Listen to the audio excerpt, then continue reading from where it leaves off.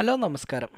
ഇന്നത്തെ ക്ലാസ്സിൽ നിങ്ങളുടെ മുമ്പിൽ അവതരിപ്പിക്കുന്നത് ഒരു എക്സൽ ഫയലിനെ നമുക്ക് എങ്ങനെ CSV ഫയൽ, അതായത് കോമ സെപ്പറേറ്റ് വാല്യൂ ഫയലിലേക്ക് നമുക്ക് കൺവേർട്ട് ചെയ്യുക എന്ന ക്ലാസ്സാണ് പറയുന്നത്.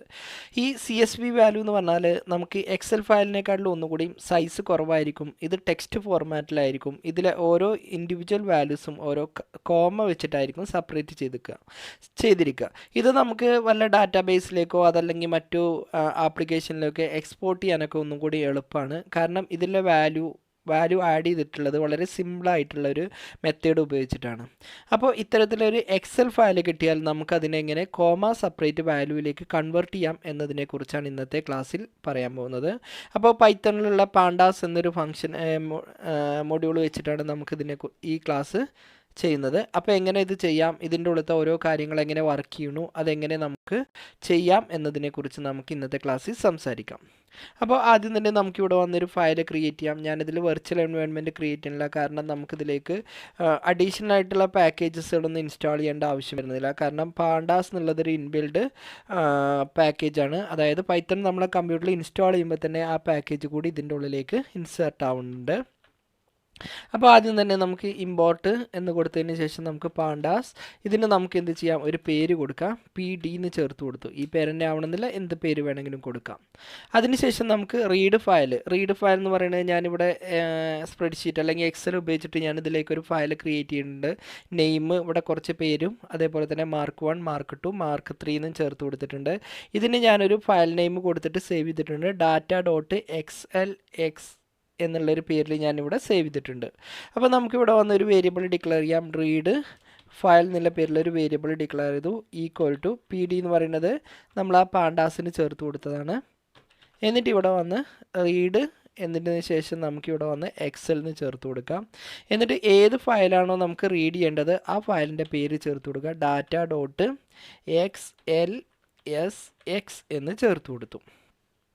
ഇത്രയും ചെയ്തതിന് ശേഷം നമുക്കിതിൻ്റെ ഉള്ളത്തെ ഹെഡറും അതേപോലെ ഇൻഡെക്സ് അങ്ങനെയുള്ള കാര്യങ്ങളൊക്കെ അത് കൺവേർട്ട് ചെയ്യേണ്ട കാര്യങ്ങൾ നമുക്കിവിടെ ചേർത്ത് കൊടുക്കാം. അപ്പോൾ ഈ റീഡ് ഫയലിനെ നമുക്ക് എന്ത് ചെയ്യാം, ടു CSV എന്നുള്ള ഒരു മെത്തേഡിലേക്കായിട്ട് നമുക്കിത് കൺവേർട്ട് ചെയ്യാം. ഓക്കെ, ഇതിൻ്റെ ഉള്ളിൽ എന്തൊക്കെ കാര്യങ്ങളാണ് വേണ്ടത്, എന്ത് പേരിലാണോ ഇത് ഔട്ട്പുട്ട് വേണ്ടത് അതെല്ലാം ഇവിടെ ചേർത്ത് കൊടുക്കുന്നത്. ഞാനിവിടെ വന്ന് ടെസ്റ്റ് CSV എന്നുള്ള പേരിലാണ് നമുക്കിത് പ്രിൻറ്റ് ചെയ്യേണ്ടത്. ഇതിന് നമുക്ക് ഇൻഡെക്സ് ഒന്നും വേണ്ട ആവശ്യമില്ല. അപ്പോൾ ഞാൻ ഇവിടെ ഇൻഡെക്സ് എന്നുള്ളത് ഞാനിവിടെ വന്ന് നൺ എന്ന് ചേർത്ത് കൊടുക്കുന്നുണ്ട്. അതേപോലെ തന്നെ നമുക്കിതിൻ്റെ ഹെഡർ വേണം. അപ്പോൾ ഞാനിവിടെ വന്ന് ഹെഡർ എന്നുള്ളത് ട്രൂ എന്നും ചേർത്ത് കൊടുക്കുന്നുണ്ട്. ഓക്കെ, ഇത്രയും ചെയ്തതിന് ശേഷം നമുക്ക് എന്ത് ചെയ്യാം, ഇത് കൺവേർട്ട് ചെയ്യാം. അതല്ലെങ്കിൽ ഇതിനെ നമുക്ക് എന്ത് ചെയ്യാം, ഈ എക്സൽ ഫയലിനെ നമുക്ക് CSV ഫയലിലേക്ക് കൺവേർട്ട് ചെയ്യാം. അപ്പോൾ ഞാനിതിന് ഡിഫ് എന്നുള്ളൊരു വേരിയബിൾ ഡിക്ലെയർ ചെയ്തു. എന്നിട്ട് എന്ത് ചെയ്തു, PD എന്ന് പറയുന്നത് നമ്മൾ ആ പാണ്ടൊക്കെ കൊടുത്ത പേരാണ്.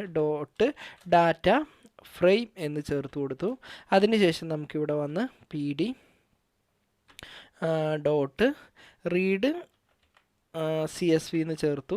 അതിനുശേഷം നമുക്കത് എന്ത് പേരിലാണോ ഇതിൻ്റെ ഔട്ട്പുട്ടായിട്ട് നമുക്ക് ജനറേറ്റ് ചെയ്യേണ്ടത് ആ ഫയലിൻ്റെ പേര് നമുക്കിവിടെ ചേർത്തിട്ടു. text.csv എന്നും ചേർത്തു. ഇത്രയും ചെയ്തതിന് ശേഷം നമുക്കിതൊന്ന് സേവ് ചെയ്തു. അതിനുശേഷം ഞാനിത് ഈ ഫയലൊന്ന് റൺ ചെയ്യിപ്പിക്കുന്നുണ്ട്.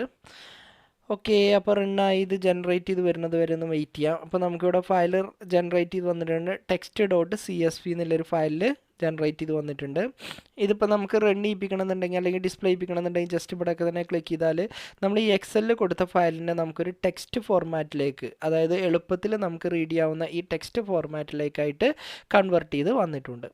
ഓക്കെ, അപ്പോൾ ഇന്നത്തെ ക്ലാസ്സിൽ ഒരു ഇമ്പോർട്ടൻ്റ് ആയിട്ടും അതേപോലെ തന്നെ വളരെ സിമ്പിളായിട്ടുള്ളൊരു പാക്കേജ് അല്ലെങ്കിൽ ഒരു മെത്തേഡിനെ കുറിച്ചാണ് ഇന്ന് നിങ്ങളുടെ മുമ്പിൽ അവതരിപ്പിച്ചത്. ഇതുപോലെ നമുക്ക് ഒട്ടനവധി മെത്തേഡുമായിട്ട് നമുക്ക് അടുത്ത ക്ലാസ്സിൽ കാണാം.